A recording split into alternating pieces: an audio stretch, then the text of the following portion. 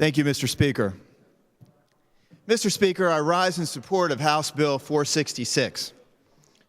For the second legislative session in a row, we have the opportunity to pass a bill to get the citizens of our Commonwealth out of the business of selling and promoting alcohol. We have the opportunity to finally end a program designed in the 1930s to make alcohol expensive and inconvenient. A program designed essentially to punish our own citizens.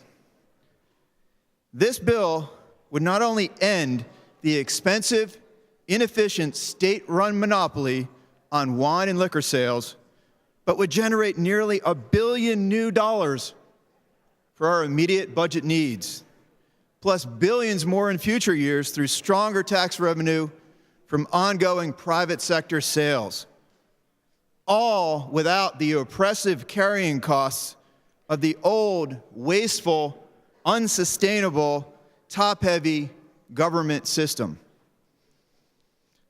Mr. Speaker, House Bill 466 is a win for taxpayers, a win for consumers, a win for fiscal responsibility. Today, we have the opportunity to be the leaders that the citizens of our district sent us to this Capitol to be. Today, by voting yes, we stand and deliver a clear and powerful message of freedom. Mr. Wolf, tear down this bureaucracy. Thank you, Mr. Speaker.